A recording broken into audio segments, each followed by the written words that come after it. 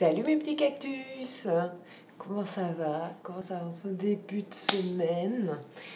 Une fois n'est pas coutume, je voulais vous faire une vidéo un petit peu spéciale. On est dans un autre environnement parce que du coup, on va faire des recherches ensemble sur internet et je voulais vous parler du don de moelle osseuse.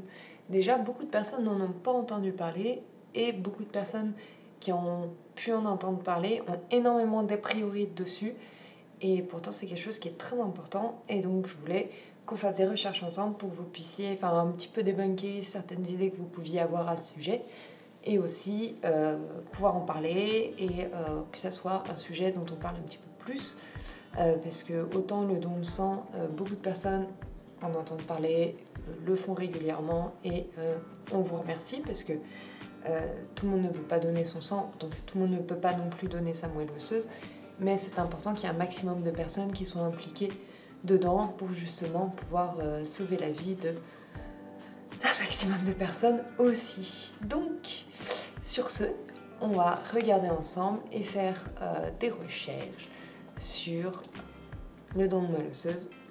Et donc, c'est parti, on va aller regarder ensemble, faire des petites recherches sur le don de moelle osseuse pour débloquer tout ça. Donc. Ah! Ça tombe bien, en France, on a un site exprès pour ça, avec toutes les informations. Et comme vous pouvez peut-être avoir la flemme d'y aller, et bien, autant le faire ensemble. Donc vous arrivez sur ce site. C'est intéressant, justement il commence en expliquant qu'il y a un âge limite pour s'inscrire. Ce qu'il faut comprendre dans le principe du don de moelle osseuse, c'est donc en fait dans un premier temps, vous vous inscrivez sur une liste. C'est une liste, justement on va vous faire un bilan sanguin, ouais c'est ça, on va vous faire un bilan sanguin pour pouvoir vous mettre dans cette liste et dire voilà vous êtes de tel type, etc. Et cette inscription sur la liste est limitée. Alors comme ils disent, voilà, vous avez jusqu'à 35 ans pour vous inscrire sur cette liste, ce qui est quand même assez court, en tout cas assez jeune. Parce que donc vous avez entre 18 et 35 ans pour pouvoir vous inscrire sur ces listes. Une fois que vous êtes inscrit sur ces listes, vous pouvez donc être appelé à faire un don de moelle osseuse jusqu'à les 60 ans. À savoir que vous ne pouvez dans votre vie n'être appelé que 2 fois au maximum pour faire un don de moelle osseuse, puisque la 3e fois est réservée si justement vous avez quelqu'un dans votre famille avec qui vous êtes compatible pour pouvoir toujours lui donner aussi votre moelle osseuse, puisque on ne peut le donner que 3 fois dans sa vie. Donc là-dessus, ils font attention que justement vous ne vous retrouviez pas dans un cas où vous allez regretter de l'avoir donné. Il faut savoir qu'il est très rare en fait d'être appelé pour le don de moelle osseuse. C'est-à-dire qu'il faut un maximum de personnes inscrites. Pourquoi? Parce qu'il y a très peu de compatibilité qui est possible. Si on regarde, hop, que je vous sorte pas n'importe quoi.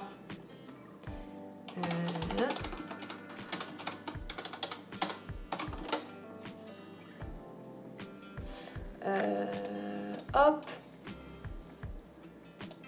Alors là on est sur e-santé.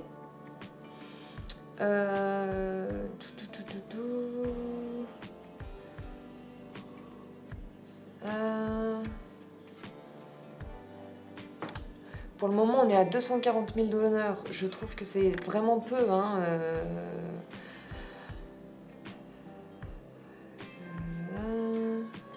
Il faut savoir qu'en théorie, donc, vous avez un malade a une chance sur 4 d'être compatible avec son frère ou sa sœur. Donc déjà en termes dans le cercle familial, vous avez peu de chances d'être compatible en fait avec votre frère ou votre sœur, ou que vos parents soient compatibles avec vous. Et pour ce qui est des autres chances, comme je vous disais, c'est de 1 chance sur 1 million. Et c'est là où en fait ça prend tout son sens de s'inscrire sur les listes. C'est-à-dire que vous avez une chance sur 1 million, on va dire, même moins d'une chance sur 1 million, puisque il faudrait que la personne qui soit compatible avec vous soit malade, ait besoin d'un don de moelle osseuse et que vous soyez appelé pour, voilà, pour justement être appelé.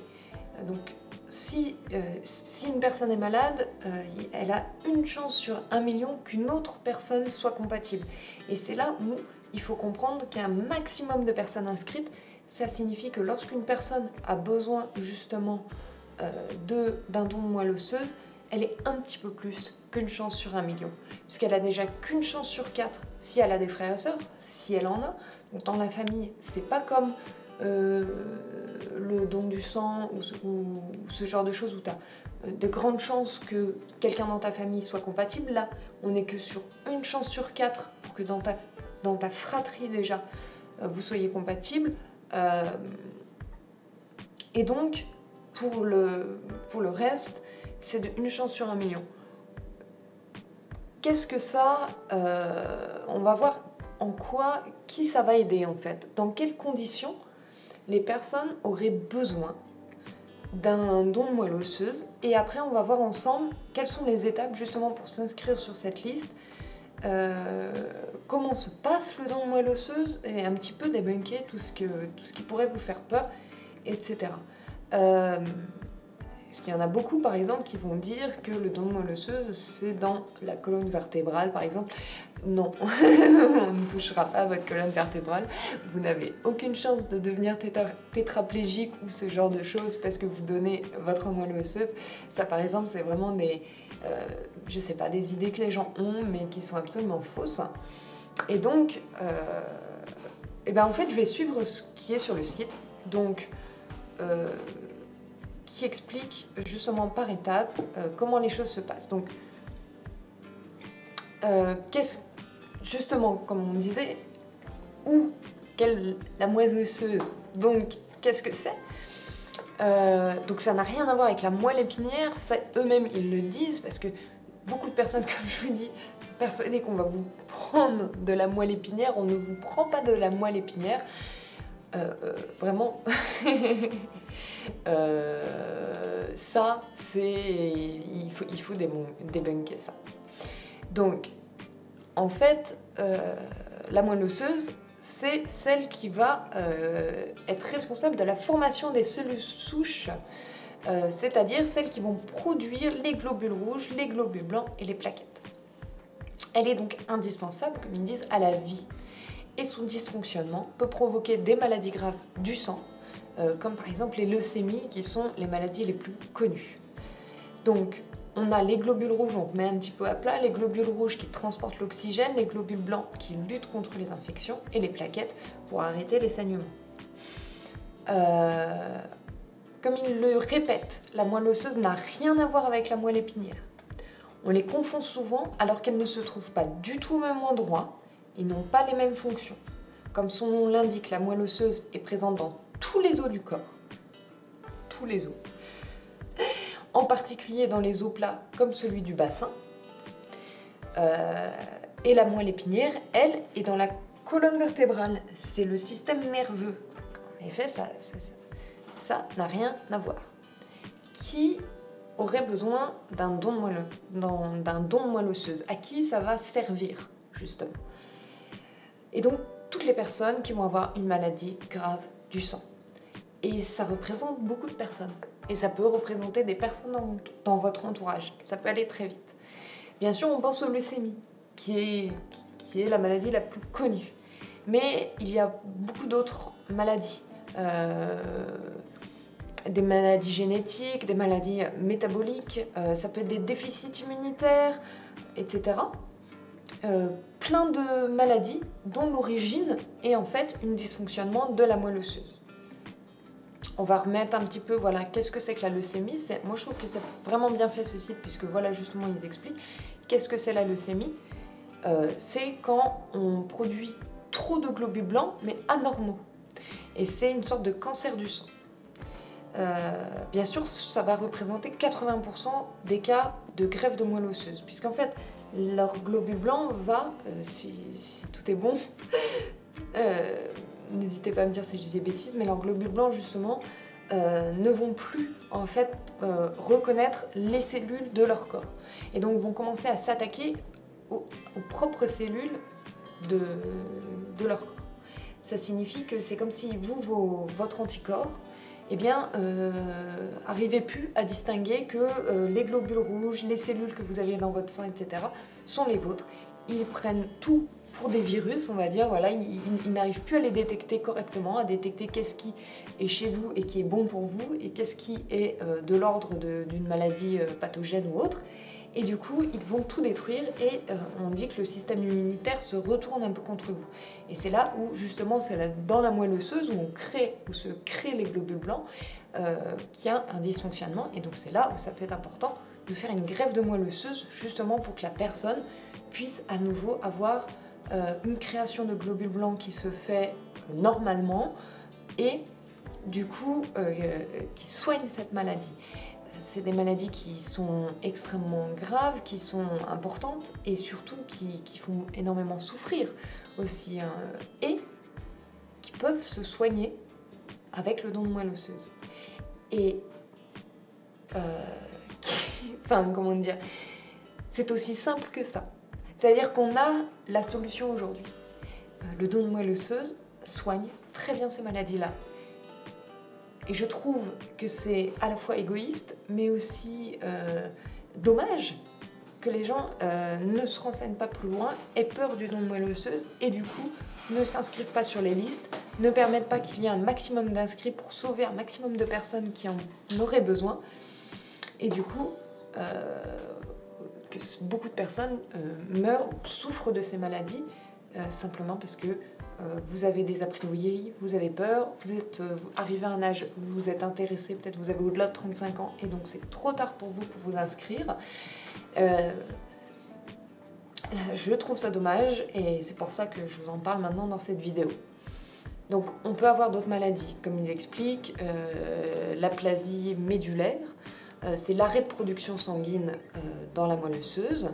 Elle ne produit plus de globules rouges, de globules blancs et de plaquettes. Ça va être surtout les jeunes adultes. Ça peut être dû à une infection virale, une intoxication chimique ou autre. Les myélodysplasies, c'est pareil, une maladie du sang. Vous n'êtes plus capable de produire des globules rouges, des globules blancs et des plaquettes. Donc en fait, c'est des cellules qui sont immatures. Et voilà, donc vous avez l'anémie qui peut être plus ou moins forte et qui peut être si elle est très forte, justement, causer des problèmes. Ça veut dire que si vos globules rouges ne prennent pas de fer, vous créez des carences, etc. Et bien sûr, les déficits immunitaires congénitaux chez les enfants, un dysfonctionnement simple du système immunitaire qui affecte les enfants dès leur naissance. Et bien sûr, le système immunitaire, vous imaginez bien, ça vous protège contre toutes sortes de maladies, les bactéries, les virus, les parasites, les champignons, etc. Et donc si un enfant ou un nouveau-né n'a pas ce système immunitaire-là, il a très peu de chances de survie. Et voilà. Une chance sur 4, s'il a un frère et sœur, que celui-ci soit compatible. Une chance sur 1 million, qu'il y ait quelqu'un d'autre d'inscrit sur la liste, qui puisse lui donner rapidement un peu de moelle osseuse pour ça. Alors du coup, comment on donne la moelle osseuse? Parce que là, voilà, on comprend l'importance de la chose, on comprend les maladies très graves qu'un dysfonctionnement de la moelle osseuse peut entraîner. Maintenant, comment ça se passe en fait pour donner sa moelle osseuse? Forcément, c'est là où les gens ont le plus peur. Et justement, c'est important de le savoir. Donc, il y a 2 méthodes de prélèvement. Dans 80% des cas, ça se fait par prélèvement sanguin. Ça ne sera pas plus long, pas plus compliqué en tout cas, que par exemple les gens qui vont donner leurs plaquettes. si vous avez déjà fait, donc vous avez déjà fait, j'imagine, le don du sang. Ça se fait assez rapidement. Il y en a qui ont déjà fait le don de plaquettes, c'est-à-dire qu'ils donnent leur sang, qui passe dans une machine pour pouvoir trier les plaquettes et le faire. Donc là, ça peut durer plus longtemps. Et donc,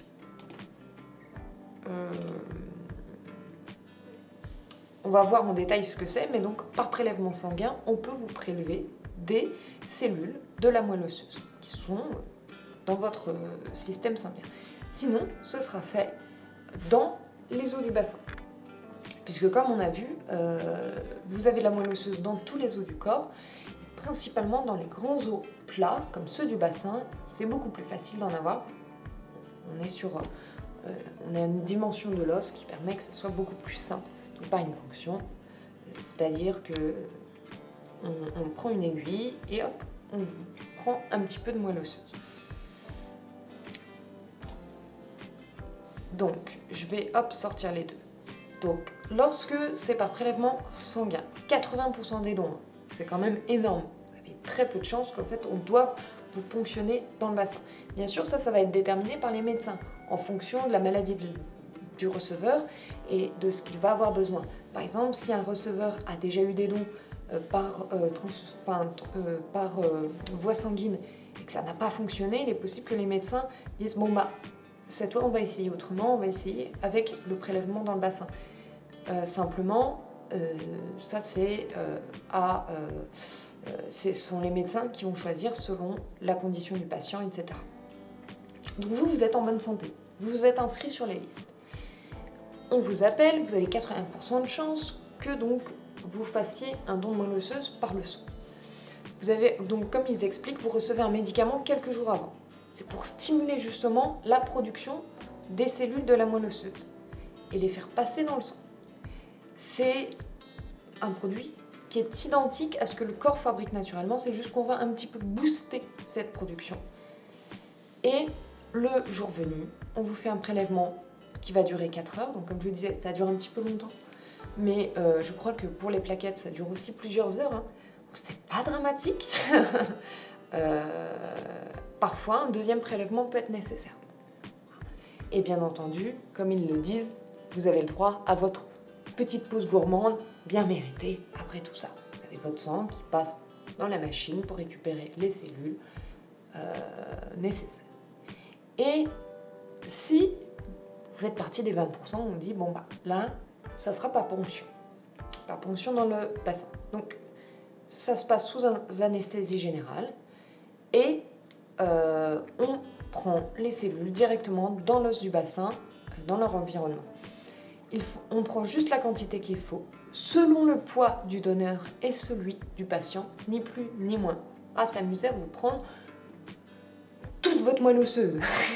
Ça ne sert à rien. Si vous faisiez mon gabarit, bien sûr, vous imaginez bien que contrairement à une personne qui va faire 120 kg, on ne va pas prendre la même dose de moelle osseuse. On prend ce qu'il y a besoin, ce que le donneur peut donner et ce que le patient peut recevoir. On ne va pas s'amuser à collectionner la moelle osseuse. Avec ce prélèvement, vous êtes pris en charge 48 heures à l'hôpital, le temps de tout bien faire, en toute sécurité, vous êtes tout bien. Maintenant, qui peut être donneur? Il faut avoir entre 18 et 35 ans, comme je le disais, au moment de l'inscription. Une fois que vous êtes inscrit, vous pouvez être appelé jusqu'à vos 60 ans. Donc, ça vaut le coup. Il faut s'inscrire juste entre 18 et 35 ans. On va vérifier que vous êtes en bonne santé. Bien sûr, s'il y a la moindre contre-indication, vous ne pourrez pas être inscrit sur les listes. Vous avez la chance, sur ce site, vous avez déjà un premier questionnaire qui va vous indiquer, par rapport à votre condition physique, si oui ou non vous êtes éligible à vous inscrire pour le don de moelle osseuse. Donc ça vaut le coup, depuis chez vous, d'aller sur le site, de faire le questionnaire qui dure pas très, c'est quoi, quelques minutes, même pas, et de voir justement est-ce que vous êtes éligible ou non à pouvoir faire les tests et vous inscrire sur les listes. Ensuite, donc, vous avez rendez-vous avec un médecin qui va vous faire un prélèvement salivaire ou une prise de sang pour justement créer votre carte d'identité biologique. Ça permet de savoir justement avec qui vous pourrez être compatible et vous mettre sur la liste en sachant pour qui vous seriez compatible.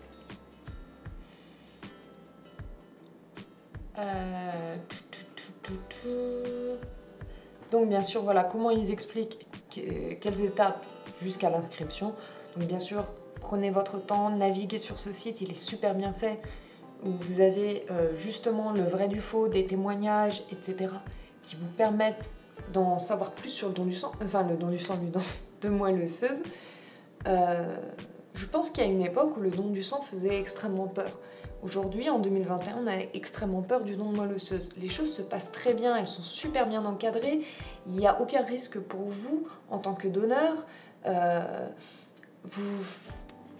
Voilà, moi j'ai eu des témoignages donc, de personnes qui ont dû faire, par exemple, pour ceux qui s'inquiètent du prélèvement depuis l'os, qui m'ont expliqué, c'est comme une fois que tu es réveillé après, tu peux avoir un bleu, c'est un petit peu comme si tu étais tombé sur le bassin ou que tu t'étais pris un coup de pied.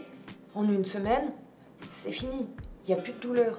Et ce qu'il faut comprendre, c'est que peut-être que vous alarmez en disant « Oh là là, je vais avoir mal, je vais avoir... » Qu'est-ce que c'est de se prendre un coup de pied dans le cul pour sauver la vie d'une personne? C'est rien du tout. Et vraiment, c'est rien. Et vous êtes super bien encadré, pris en charge, etc. Parce que justement, on est en manque de donneurs. Donc c'est pour ça que je me permets de faire cette vidéo, justement pour vous en parler, pour débunker les choses, pour qu'on fasse un premier tour sur le site. Mais moi, je compte sur vous pour que vous alliez de vous-même sur le site, pour aller voir les choses, pour faire les vrais du faux, pour voir les témoignages, vous renseigner, justement avoir réponse à des questions spécifiques. Nous, on regarde ensemble de façon large, on fait un tour comme ça, parce que j'ai envie qu'un maximum de personnes puissent se mobiliser pour ça, puissent en apprendre. Il y en a qui ne connaissent même pas. Moi, il y a quelques années, je ne connaissais pas le don de moelle osseuse, par exemple. C'est pas un problème de... Enfin, c'est ok de ne pas maintenant le connaître. Moi, je veux justement vous partager ça pour qu'il y ait un maximum de personnes qui connaissent. Même si vous ne pouvez pas vous inscrire, que vous puissiez le partager autour de vous, je pense vraiment que ça vaut le coup de s'inscrire sur ces listes et de sauver la vie de personnes. Si vous voulez être des super-héros, c'est comme ça. C'est comme ça, en fait. On n'a pas besoin de Superman. Si déjà vous vous inscrivez sur ce genre de choses, c'est hyper important. Ça sauve des vies. Donc bien sûr, comme ils le disent, ils sont conscients. Il faut prendre le temps de s'informer et réfléchir à l'engagement. Voilà. Vous pouvez faire la demande d'inscription en ligne, comme je vous disais. C'est très simple. Vous allez avoir un petit questionnaire à faire. Vérifier justement si vous êtes éligible, entre guillemets, à ça. Une fois, pour finaliser l'inscription, il faudra bien sûr que vous alliez voir un médecin qui va vous faire soit un prélèvement salivaire,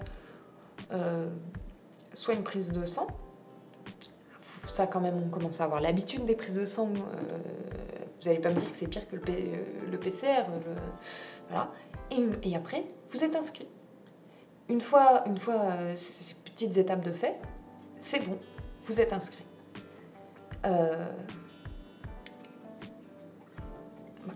Qui va encadrer bien sûr le don osseuse. Voilà. Alors le don, voilà, pareil, ça vous pourrez de vous-même regarder, mais c'est un don qui est anonyme. Personne ne vous force à le faire, librement consenti, etc.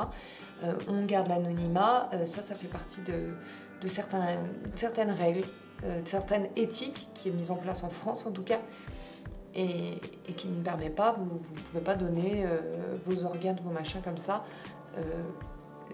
La plupart des choses se font de façon anonyme justement. Ça protège autant le patient qui reçoit que celui qui donne.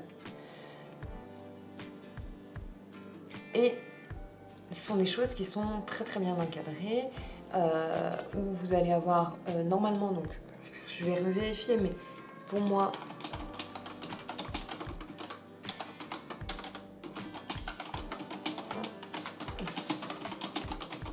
admettons que vous deviez prendre une journée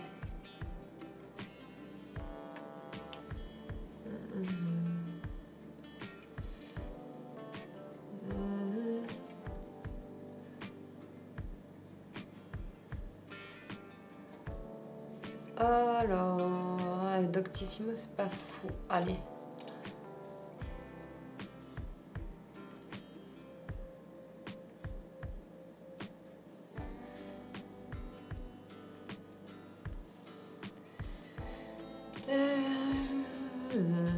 Mais il me semble que justement, ils font en sorte que vous puissiez être pris en charge rapidement, sans carence.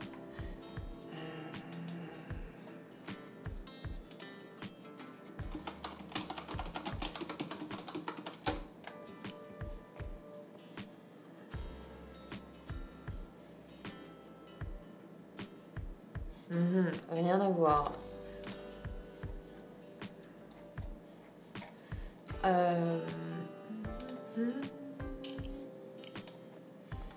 Indemnité. Bon, après... Bon, c'est pas sur le site, il faudrait faire des recherches plus approfondies pour vérifier. Il me semble que c'est ce que l'on m'avait indiqué lorsque j'avais vu justement, j'avais discuté avec des personnes qui font partie de l'association pour encourager le don de moelle osseuse. Maintenant, c'est à vous, justement, après cette vidéo, de faire des recherches plus approfondies, de voir si vous pouvez vous inscrire, parce que potentiellement, voilà, tout le monde ne peut pas, hein. Si vous avez des gros traitements, ce genre de choses, vous ne pouvez pas forcément. Par contre, vous pouvez en parler autour de vous. Moi, j'ai remarqué que, à part lorsqu'on a été confronté directement à quelqu'un qui a eu besoin d'un don de moelle osseuse, très peu de personnes sont au courant du don de moelle osseuse, sont au courant de comment ça se passe. C'est pas si dramatique que ça va bien, que 80% des cas, déjà vous avez une chance sur 1 million. Enfin, c'est plutôt l'inverse, c'est-à-dire que le patient a une chance sur 1 million qu'il y ait quelqu'un d'inscrit. Et comme on a vu, moi, de ce que j'ai j'avais vu, il n'y avait pas des milliards de personnes inscrites. Plus il y a de personnes qui sont sur les listes, plus on peut sauver de personnes. Donc un patient va avoir une chance sur 1 million de pouvoir trouver quelqu'un qui peut lui donner de la moelle osseuse qui va être compatible. Vous avez moins d'une chance sur 1 million qu'on vous appelle. Et en plus, si on vous appelle, 80% des cas, ce sera uniquement par prélèvement sanguin. Vraiment, il n'y a pas de peur à avoir. Et si vous devez avoir une ponction directe, vous serez très bien encadré, ce sera fait dans de très bonnes conditions. Vous sauvez une vie pour un coup de pied dans les fesses. Voilà. Et certains n'ont pas mal du tout. Voilà, je vous dis, dans le pire des cas, vous vous ressentez comme si on vous avait donné un coup de pied dans le cul. Vraiment, ça va. Qu'est-ce que vous êtes prêt à faire pour sauver la vie de quelqu'un?